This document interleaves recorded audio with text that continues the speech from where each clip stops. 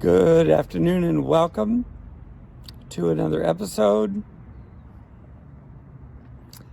I don't know if anybody who is listening to me has followed the works of Abraham Hicks.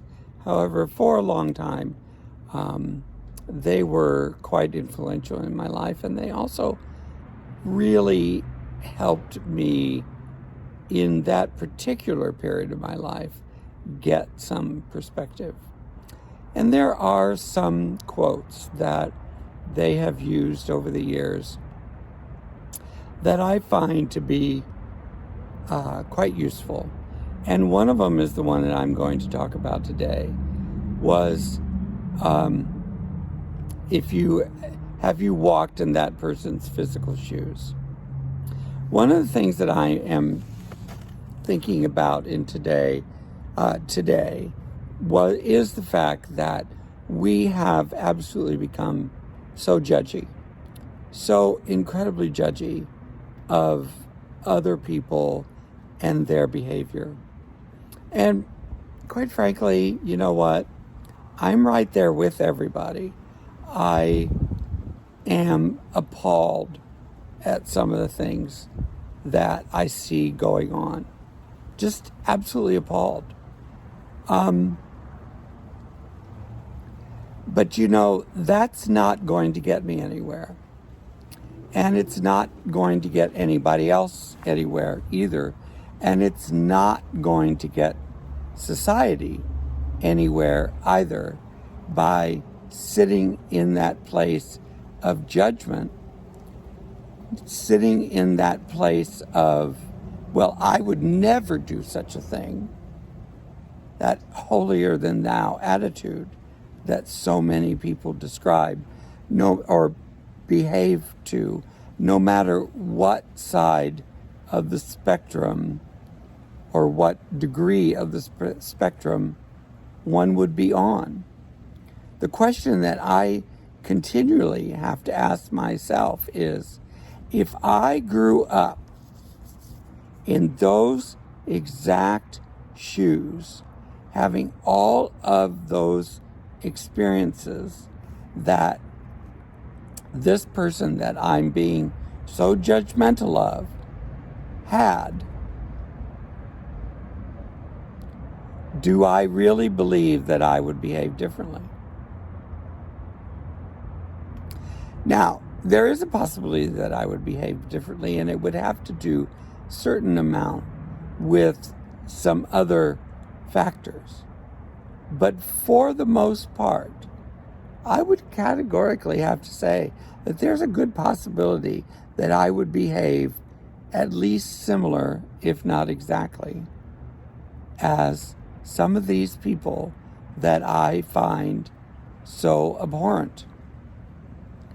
And some of these people that I know that you probably find abhorrent as well. There were some actions taken this week in the federal government that were just, once again, beyond appalling. And when I was writing this morning, I was particularly had to put in a prayer for this one particular person who, on the surface, looks to me to be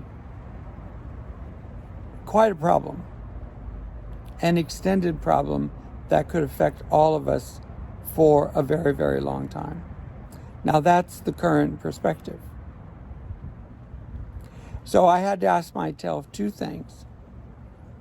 Well, do you really want that? Because if we're all part of that energy, then you have some of that energy going on yourself.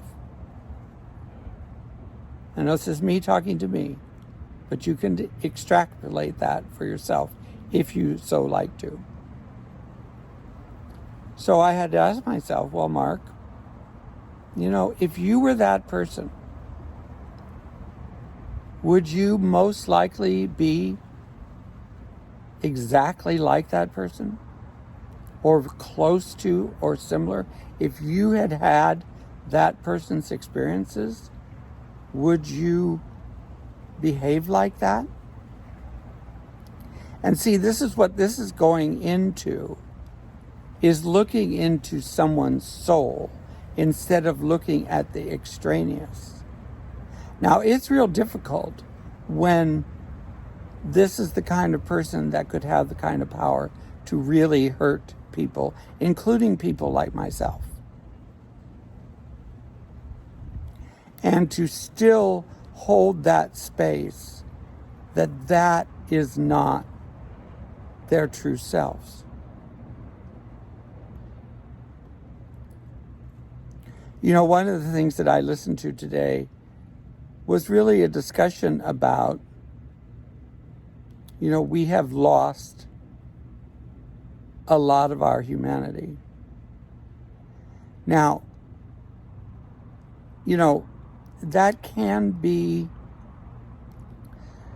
taken a number of ways, because based on history, the way that I look at what's going on in our country as well as the rest of the world is really just an exaggeration of things that have happened over and over and over again. Unfortunately, the things that are going on right now are more dire even than they used to be, because of the fact that it's global now. It was always smaller scale until we had World War I 100 or so years ago. It had never been global scale.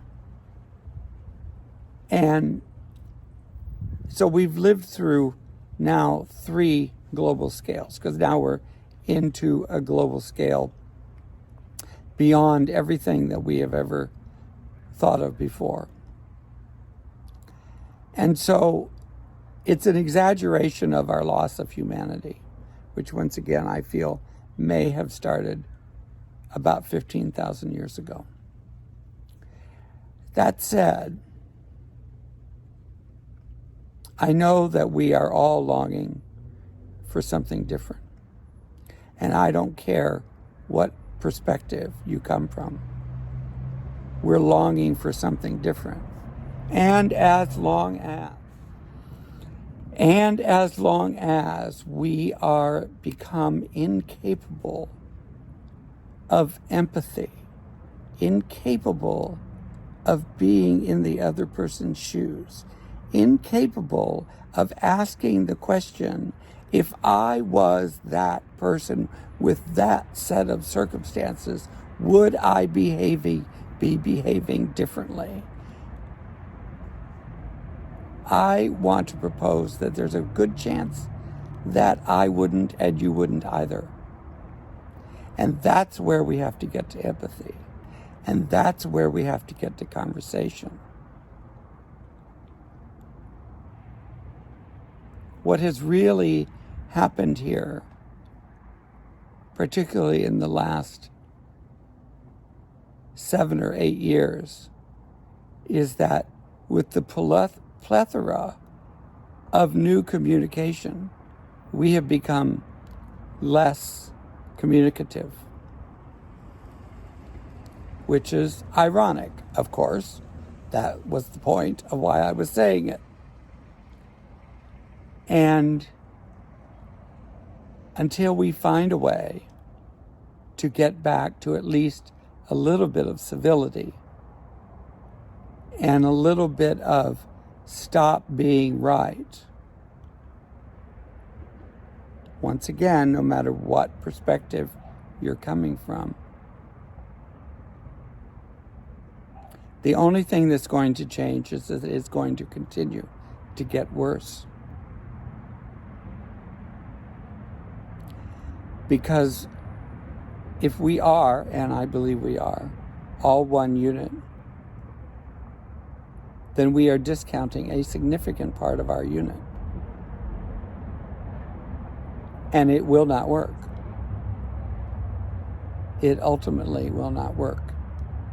And we can see how badly it's not working.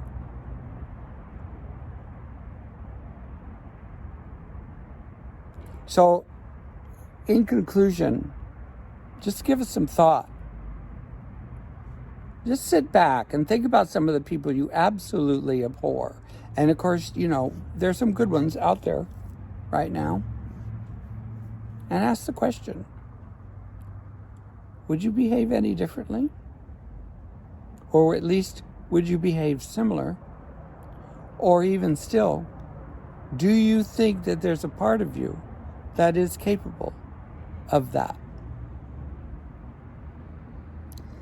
Given the right circumstance. Just ask the question. No answer is needed. Because what it drums up is it drums up empathy.